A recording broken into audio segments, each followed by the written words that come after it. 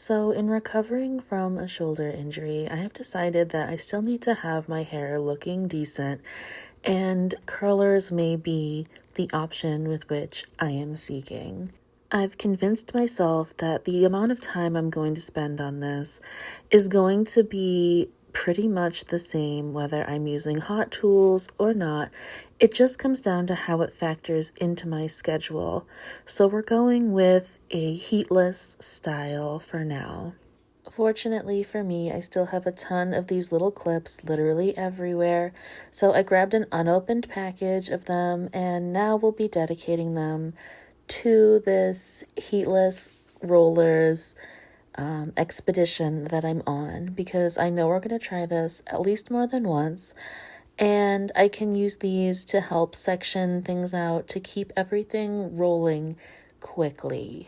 I'm also using damp hair fresh out of the shower and some setting foam to help keep the style in place, a rat tail comb for sectioning, and a bonnet to cap it all off when I'm done. Now, let me tell you, I haven't done this in a while, but I'm real proud of myself with how my sectioning and all came out. It's as good as it's gonna be. I tried just about all the sizes to see how things might work out, so I'm gonna cap it up for the night and go to sleep. I picked way too hot of an evening to do this, so the air conditioning is about to feel great.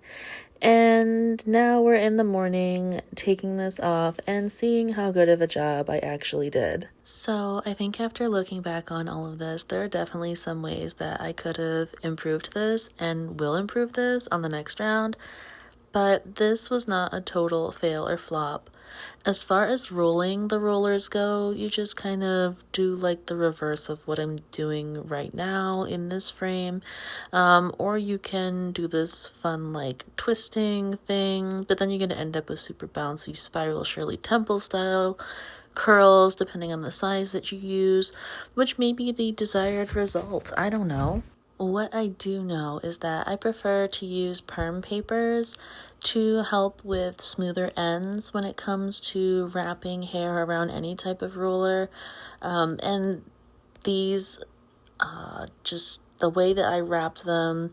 my ends still ended up super frayed and weird, and I feel like that helped contributed to some of my dissatisfaction with the look. I mean, definitely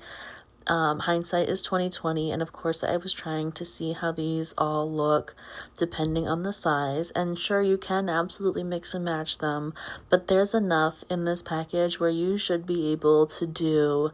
one color for your whole head without any of this mixy matchy different sizey nonsense, because I don't think that I chose well, I guess you could say, at the end. But these were surprisingly comfortable to sleep in, and I didn't have any of them fall out or do any weird, uncomfortable snapping in the middle of the night, and I'm sure using the bonnet helped to secure them in place, but they were comfortable. I mean, that's important too, right? I do, however, feel like I messed up in what I did with these after I got all of them uncurled, but you can already see that some of these, just due to the length of my hair, were never ever gonna hold a curl of that size really anyways, and if they were, I would have had to do the sections a lot smaller than I did, so that's just kind of how that all goes. But all of this is a system that could definitely be worked to perfection, and with some practice and figuring out what works best for my routine, I'm sure that there's something that I can do to make this work. Because aside from having to stop a few times from shoulder pain, this actually was not that obnoxious of a process, I guess you could say, to do on your own. I mean, at least I'm not handling some hot tool, and really all I did was put them in and go to sleep. I don't know. I feel like my hair often just feels better if I don't keep hitting it with heat styling every single day. So even if I can come up to some type of split or agreement with my hair that maybe we can just half and half this, I mean, there's definitely some pieces of this that kind of fell flat this time, but I also feel like I probably could have just used mousse and scrunched my hair when everything was said and done with this instead of running my fingers through it. And even a wide tooth comb would have definitely been a better option, but such is life, and away we go. There's no good way to do bangs, but I did not totally hate how the curls looked. I definitely probably should have used a wide tooth comb or something, but like I said here, because some of these ends did not get wrapped smoothly, they of course got knotted, and I started pulling at it and pulling it apart, and then the style started to fade and droop pretty quickly because I definitely do need to get rid of some of these over fried and dried and not well cared for pieces of my look. This is definitely a look that could fall under easy and protective hair styling because you're really